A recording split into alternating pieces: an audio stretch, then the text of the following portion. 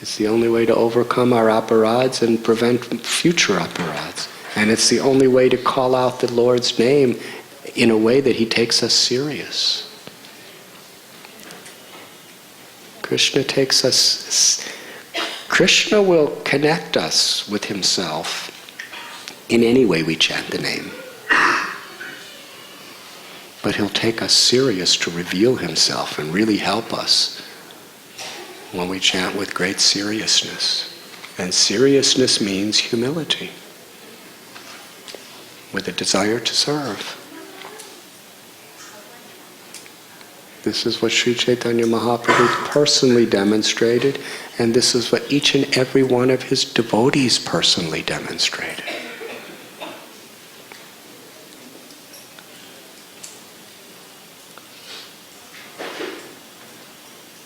The Lord is like a river, and the flow of that nectaring river of His mercy flows to those who feel themselves very humble and fallen. If you think you're very high, rivers don't flow upstream. Sometimes they do, but it's very rare. Rivers flow down. Have you ever seen a river flowing up a mountain? Naturally, sometimes, we have pumps with fountains and stuff like that. But a river, a big river, they flow down.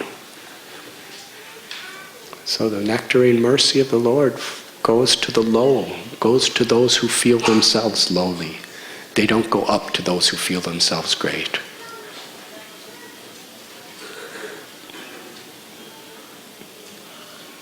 And that is the principle of Queen Kunti's prayer, Janmaishyarga.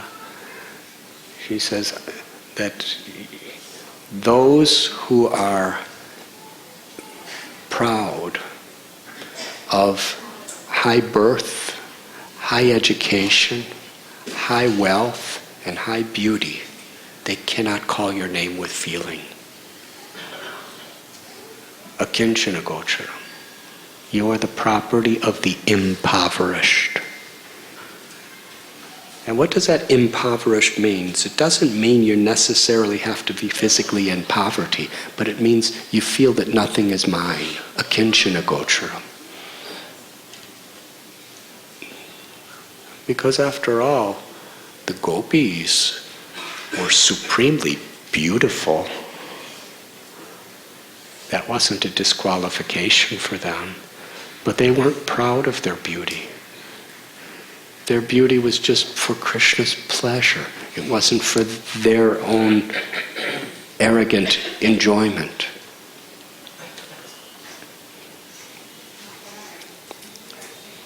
And we read about great kings, like Yudhisthira Maharaj. After he was coronated by Krishna, he was the wealthiest man in all the world. But that was not a disqualification, because he understood all my wealth belongs to Krishna, and I'll use it to serve. He was in the most humble state. And we read about scholars, Rupa Goswami, Sanatana Goswami, Jiva Goswami. They were the greatest scholars in the creation. They had such learning, but yet they were so absolutely humble. We read about Sanatana Goswami. When Lord Chaitanya called him for lunch near the Tota Gopinath temple, the Yamala Gardens, Sanatana Goswami was called. It was summertime, and it was at noon. The sun was blazing, and the sand was so hot, it was scorching. It was impossible to walk on the sand. And Sanatana Goswami, being a Goswami, he didn't have shoes or chapels.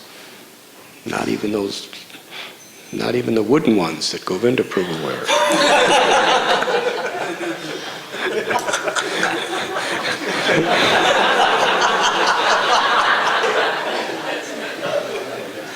He was barefoot. And yet he walked on the sand. And his whole feet was getting blistered. And when he got there, Lord Chaitanya had already eaten prasad and was resting. And the servant Govinda gave Sanatan some prasad. And then Lord Chaitanya, he met Sanatan Goswami. He said, "How did you come?" He said, "I came by the beach." Lord Chaitanya said, the sand and the beach is like blazing fire. Your feet must be in terrible pain. Why didn't you come by the road near the Jagannath temple? Sanatana Goswami didn't say anything. But you see, Krishnadas Kaviraj Goswami is constantly reminding us of this principle of humility as the culture of a Vaishnava, non-envious and humble. So he's telling us what is in the mind of Sanatana Goswami. He knows because he's there. That Sanatana Goswami was thinking that I'm so fallen and I'm so sinful that if I go by the main road, then I have to go by Jagannath's temple. And the pujaris, the priests who serve Lord Jagannath, are always coming in and out of the temple. And if there's crowds, and if one of them were to touch me and then go in and serve the deity, then it would be such an offense to the deity that they touched me and then they touched the Lord or make an offering to the Lord. So I cannot commit such an offense or implicate anybody else in such an offense, so I can't go that way. How many of us are so refined and so subtle in our humility? Gopal Bhatta Goswami and Sanatana Goswami, they gave us the Hari Bhakti Vilas, yes? Which is describing so many technical principles of etiquette and rules and regulations for deity worship. But really the purpose of these things is just to refine our consciousness, to be so sensitive to what's pleasing to the Lord. Not to be callous. Not to be negligent, not to be whimsical. These qualities are a great disturbance to bhakti. But to really be here now at this moment, thinking in terms, even on a very subtle level, what will please the Lord, to be immersed in that consciousness. That's what archana or deity worship is meant to make us do. The Lord is before us, and all the little mudras and all the little purifications and achmans and everything and all the little offerings we make is to tune us in to being so very, very sensitive at every moment, our every movement, to do it in a way that's pleasing to Krishna.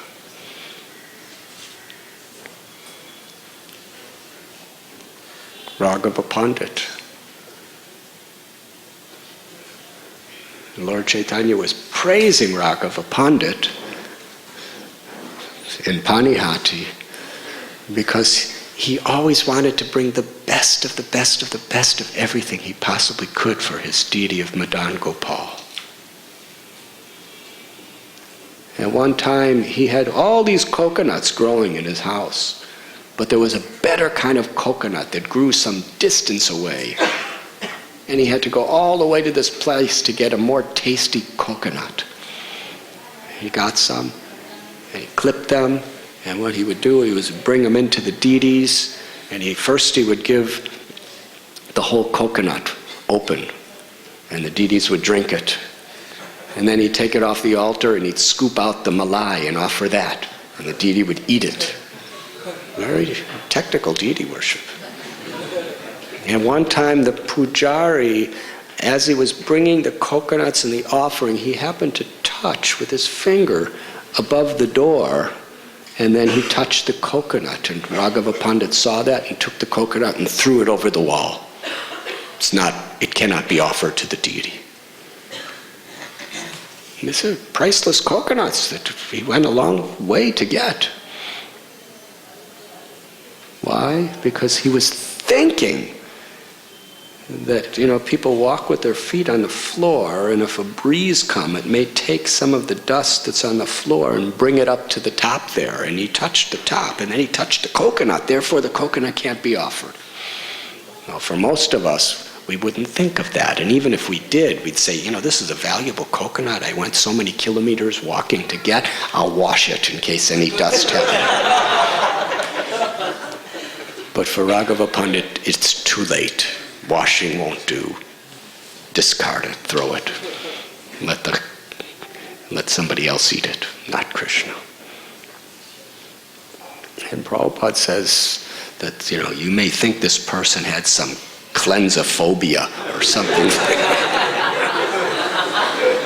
There are people who have this kind of phobia. It's like a mental disease where they're always worried about germs. Yes? But it wasn't like that. He was just so deeply thinking, so tuned in to making things perfect for Krishna.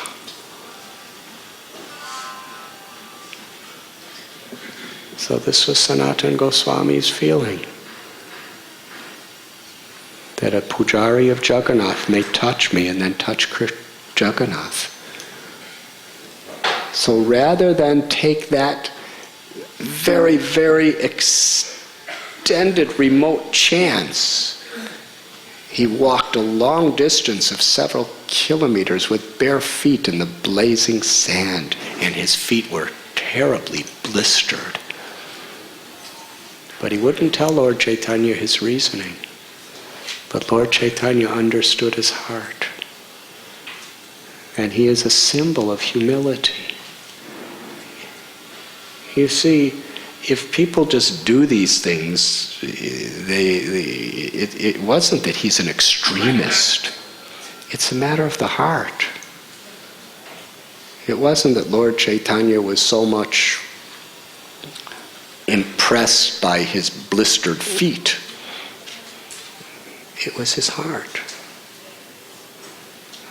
Other people may perform severe tapasya with ego. And the Lord does not accept that. He's not pleased with that.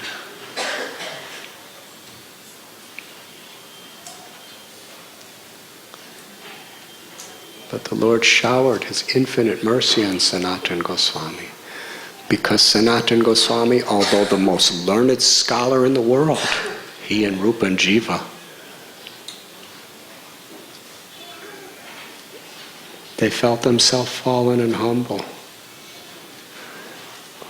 When Sanatana Goswami was telling Lord Chaitanya that I don't know who I am, I don't know why I'm suffering, I don't know who is God, I don't know where I'm going, I don't know why material existence is the way it is, but still people call me a pundit, a learned scholar, and I am so shameless I believe them. Please tell me, who am I? What is the purpose of life? And Lord Chaitanya, when he was hearing Sanatana Goswami speak, he was crying. He said, "Stop speaking like this. Your humility is breaking my heart." And Sri Chaitanya Mahaprabhu said to Sanatana Goswami, actually, your qualities, your character, and your knowledge is so exalted that you are fit to be my guru. You are my guru. But for the sake of strictness, you are speaking like this. What does that mean, for the sake of strictness? It is his natural quality. He has all good character, but he's thinking himself the most fallen. Therefore, the nectarine river of Sri Chaitanya Mahaprabhu's mercy is flowing unrestrictedly, profoundly, inundating his heart. Because he's feeling himself low. The river flows to the heart that feels itself low. And the river will not reach the heart that feels itself high.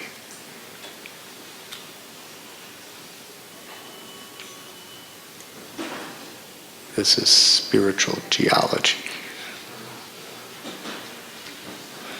Narottam Das Thakur, Srila Prabhupada is quoting, Patita pavana hetu tava avatara mosamo patita prabhu na paiveyara. When we listen to this verse by Thakur Narottam, how it should strike our heart. He's praying to Sri Chaitanya. Shri Krishna Chaitanya Prabhu Daya Koro More Thoma Vina Ke Dayalu Jagata Samsare. My dear Lord, you are most merciful and you are Patita Pavana. You are especially inclined to those who are the most fallen. And because you have descended to deliver the most fallen people, you can, Prabhupada says it in this way, quoting Narottam Das Thakur, you can examine the entire creation and you will not find anyone more fallen than me. Therefore, my claim is first. If you have come to deliver the most fallen, here I am. This was the same spirit as Rupa and Sanatana Goswami when they met the Lord at Ramakeli. They were presenting themselves as the most fallen, the most degraded, lower than Jagai and Madhai, who were born of Brahmin families who may have done some sinful deeds, but they didn't serve sinful people like we do.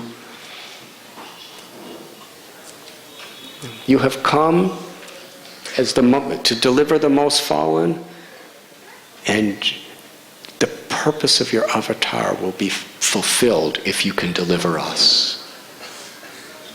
This is the way Rupa and Sanatana are thinking. This is the spirit of Narottam Das Thakur. This is what is being revealed through the heart of Krishnadas Kaviraj Goswami.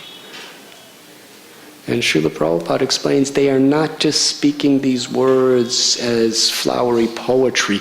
They feel it in the core of their heart and they mean it. And it's not that they're depressed because they mean it. Somebody in this world, if they say, I am the most fallen, I am the most sinful, I am lower than a worm and stool, I'm suffering due to boils of envy.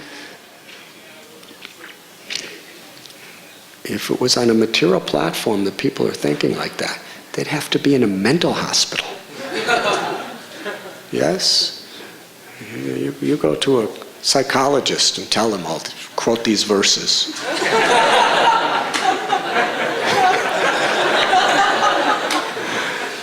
Psychiatrists, and they'll start injecting you with antidepressants.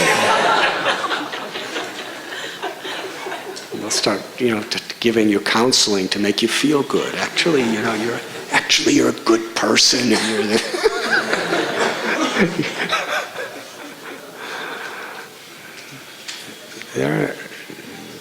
this is humility of a spiritual nature. This humility doesn't make you depressed. This humility makes you completely empowered because it accesses the inundation of the river of the Lord's mercy. You see, material inferiority complex is when you have a big ego and it's not being fulfilled. Then you become depressed and you feel inferior. But humility is to be without ego, false ego. Total difference. Vaishnava humility doesn't mean to be depressed because our ego's smashed. It means to be elated because our ego is being liberated. The real ego is emerging over the false ego. That is humility. Where we're connecting with the infinite grace of God to empower us. But that infinite grace, as is described here, it flows downstream. It flows to the lowest place, the sea. The sea level is the lowest place on earth, is it not? Or maybe not the lowest, but it's a low place on earth. Like Death Valley is the lowest place because it's, what is its relation to sea level? But it's all calculated according to sea level. The river goes to the lowest place.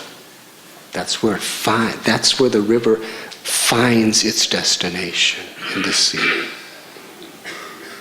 And similarly, the Lord's mercy will find its destination when our heart is in that humble state.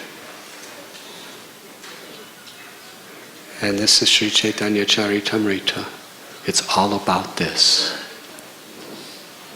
Sarvabhauma Bhattacharya thought he was a great scholar, which he was. But Sri Chaitanya Mahaprabhu very, very expertly humbled him to realize that he knew nothing. And then the river of that mercy completely inundated his life, and he filled with pure devotional service. Devananda Pandit thought he was a great scholar of the Bhagavatam. But by associating with Bakreshwar Pandit, he realized he knew nothing, he had nothing. And then he took shelter of Sri Chaitanya Mahaprabhu, and he was given the highest treasure of love of God. King Prataparudra was the king of Orissa.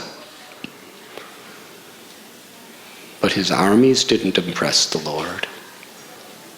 His palaces did not impress the Lord. His offerings of massive donations did not impress the Lord. What impressed the Lord? When he took the simple role of a street sweeper from his heart. That was the beginning. And then when he wanted to come into the Lord, he dressed himself as a common mendicant. He didn't come in as a king. He was a king. But before God, he came as a common beggar, mendicant, devotee. And what role did he take? He didn't take the role of, my Lord, put my name in gold plaque above, my donation. He came to massage the Lord's feet. And he had already massaged the feet of the devotees. Kashi Mishra, King Prataparudra, would massage his feet. And the Lord knew that. Because he humbled himself before the devotees, because he took the position of a street sweeper, now he was allowed to massage the Lord's feet. And he was reciting on Ramananda Rai's advice and Sarvabhauma Bhattacharya, the Gopi Gita. And as he was reciting, Sri Chaitanya Mahaprabhu said, go on reciting, go on reciting. Oh, he was so happy. He was just massaging and then he Tavakatam Ratam Tapta Jivanam. This beautiful verse about how the Lord's glories are like a river of nectar that is flowing from the mouths of the devotees. And anyone who chants these glories, they are Burida Jana. They are the best welfare workers in all of humanity. And when he heard this, the Lord Chaitanya got up and embraced him and soaked him with tears and says, you are the most munificent. You are the most munificent. And the Lord ultimately he asked, you have come to bring me so much nectar. Who are you? Hare Krishna. Sri Chaitanya Mahaprabhu would not meet the king Just a few hours before in Rath Yatra, Lord Chaitanya fell down in ecstasy into the arms of King Prataparudra, and then he looked up and saw the king and said, "Abominable! I have been touched by a materialistic person," and jumped away. And King Prataparudra was mortified. And Srivas Thakur or somebody told him, "Actually, he's very pleased with you."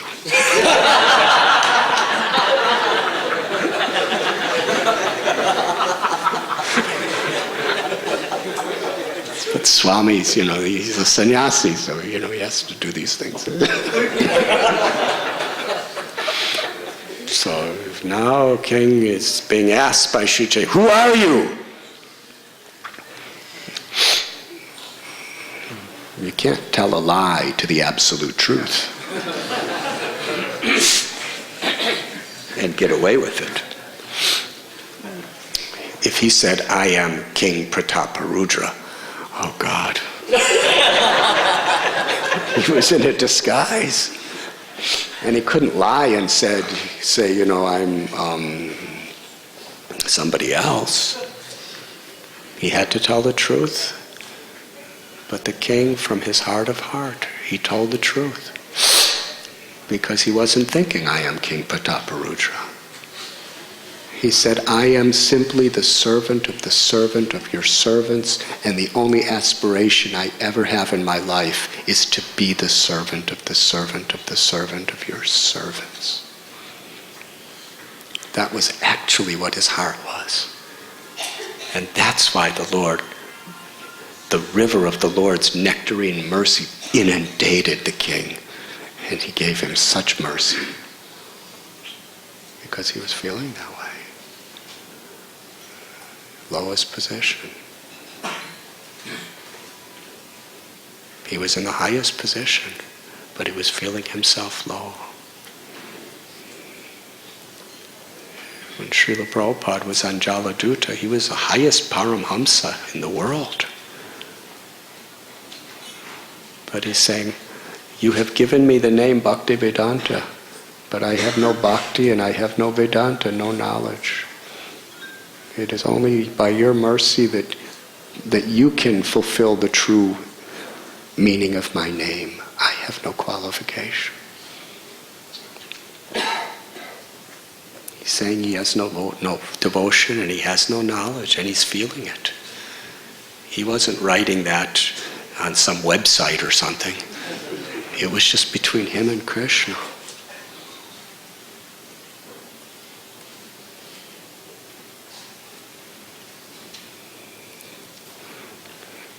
I worship Lord Sri Chaitanya Mahaprabhu, whose nectarine mercy flows like a great river, inundating the entire universe.